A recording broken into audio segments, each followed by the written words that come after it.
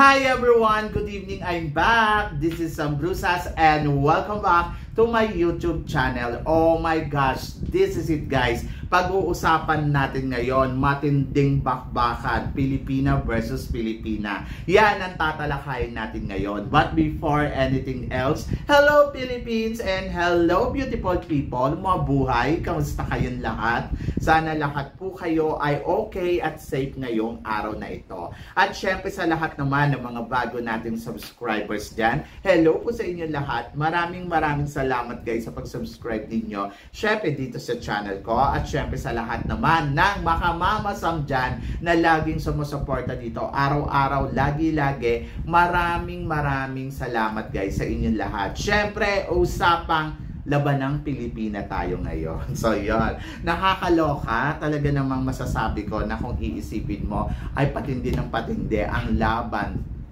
sa kapwa Pilipina pagdating sa international pageant. Hindi lang to nagaganap sa national pageant, sa international pageant din. No, di ba? So yun, so nakakawinda kung iisipin mo. Way back 2022, si Celeste Cortez, nakalaban niya ang kapwa niya Pilipina sa Miss Universe na si Arbony kung saan tinanghal ng Miss Universe. Ang tanong ko, kanino ba na bansa nakakredit ang pagkakapanalo ni Arbony? At syempre, kahit pa man sabihin natin na she is a Filipina, yes, Pilipina siya. Nire-recognize naman natin yon. Pero at the end of the story, yung competition na ginawa ay kinumpit niya pa rin si Philippines, di ba? So yun, so nakakaloka. So ngayon nasan siya, di ba? Anyway, so congratulations pa rin kay Arbony. Pero syempre hindi ko naman makredit yung pagkakapanalo niya ng Miss USA bilang Miss Universe. Hindi ko naman makikredit yan sa Pilipinas kasi counted yan sa USA. So sana hindi natin nakakalimutan yon. And then of course dito sa Miss Universe, dalawang Pinay ang maghaharap at magbabakbakan dahil magkakatapat uli si Christina Chok at saka si Chelsea Manalo sa Miss Universe. Kung iisipin mo, talagang matindi dahil minsan na silang nagtapat dito sa Miss Universe Philippines, pero syempre maaaring bumaliktad ang mundo sa kanilang pagtatapat dahil syempre universe na to, iba ang kwento ni ni Christina Chok. Kumbaga mas malalim yung experience, mas maganda yung talagang pinagdaanan niya, and then ayan nga, so nandiyan na siya ngayon sa Miss Universe. Hindi mo siya nagtagumpay ng Miss Universe Philippines, tagumpay naman siya. Ako, to be honest, natutuwa ako dito kay Christina Chok dahil bago naman siya pumunta dito sa Miss Great Britain ay nag-try muna siya na i-represent yung bansa natin. Kumbaga, gusto niya i-represent yung bansa natin sa Miss Universe. Kaya lang, hindi siya nabigyan ng pagkakataon. Kaya, yun, nabigyan siya ng opportunity na maipadala ng Great Britain sa Miss Universe. Of course, grab to opportunity na. So, doon natutuwa ko kasi she's tried naman na talagang piliin ang Pilipinas. Kaya lang talaga yung destiny ay pinapapunta siya doon sa Great Britain.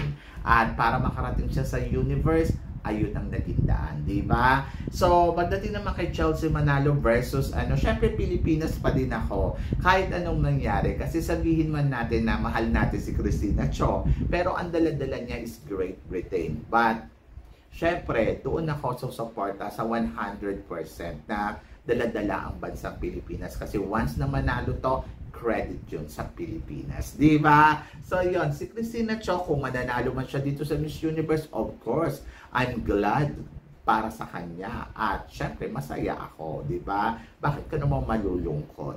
Di ba? So, yun. At hindi lang yan. Syempre, eto nga. Hindi lang sa Universe. Tatapatan din ni si Atisa Manalo ni Miss Frankie Russell dito sa Miss Cosmo. Yes, confirm nga na si Frankie Russell ay kandidata dito sa Miss Cosmo. So after siyang ligwakin sa Miss Universe, so ayun, go to the Miss Cosmo tayo. To be honest, I'm happy for her. At deserve niya yon. Deserve niya na mapadala sa international pageant. Kasi kung nag-prepare ka nga naman yung mindset mo, everything sa'yo, syempre nandoon yon sa kumbaga parang nakaka-desperate nga naman yung bigla kang tinanggal, lalo na kung pangarap mo talaga maka-join sa Miss Universe. May ibubuga si Frankie Russell dahil maganda siya, matalino, maganda, kumuda, at parang feeling ko pwede siya maging tinik dito kay Atisa Manalo sa competition ng Miss Cosmo. Dahil sa Miss Cosmo, I think pasok siya sa banga. Dahil isa siyang celebrity, di ba? So yon. So kapag nanalo ba siya, dapat ba tayong matuwa? Dapat tayong matuwa para sa kanya. Dahil yung journey niya ay tagumpay. Pero lagi natin tandaan, hindi credit sa Pilipinas yan. Credit yan sa New Zealand. Di ba? Yung parang gito lang yan, Catriona Gray. Sabing ganun, Australia, kiniklaim ng Australia na parang, dapat credit sa kanila kasi si Catriona Gray si Catriona Gray ay Australian.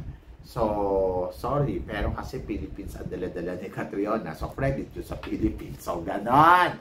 Anyway, so, matinding katapat to ni Atisa Manalo sa Miss Cosmo.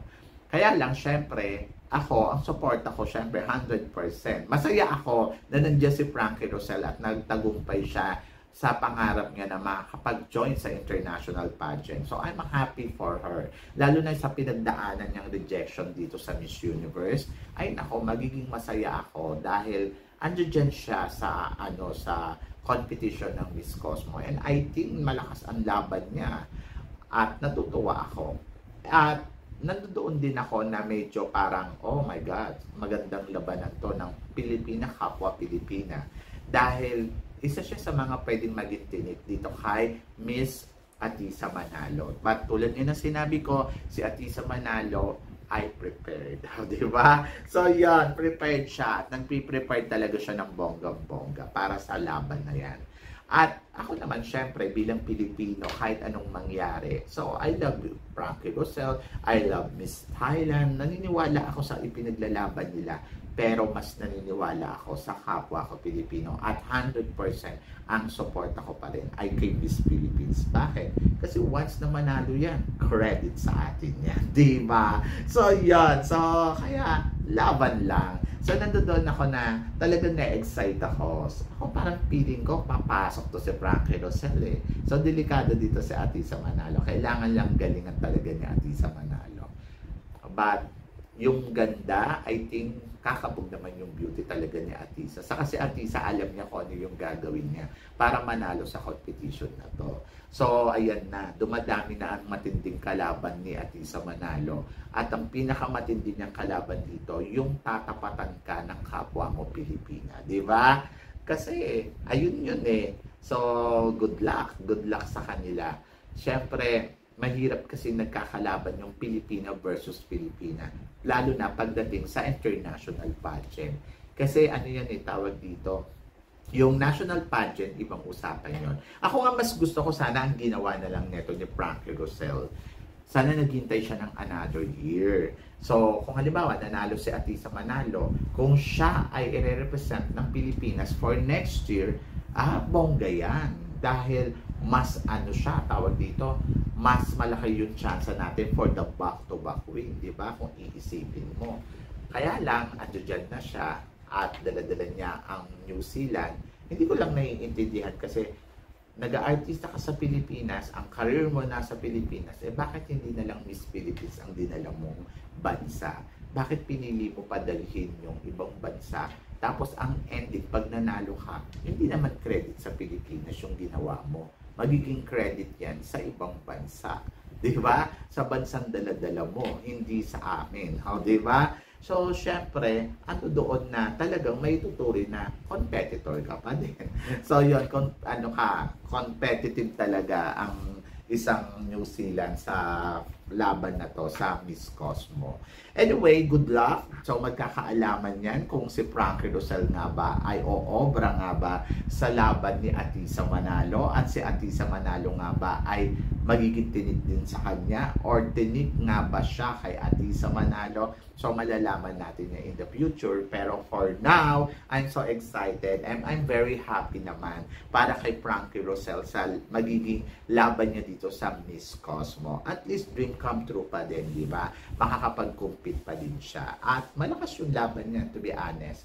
And good luck Good luck kay Frankie Rosel and good luck syempre sa ating mga Pilipino na lumalaban ngayon para sa laban ni Atisa Manalo. So tuloy-tuloy lang po ang botohan. So huwag niyo pong kakalimutan guys kung paano kayo boboto kay Atisa Manalo. Mag-focus muna tayo kay Atisa Manalo dahil si Atisa Manalo ang pambato ng Pilipinas. So ang gawin po natin ay sana suportahan natin siya ng 100%.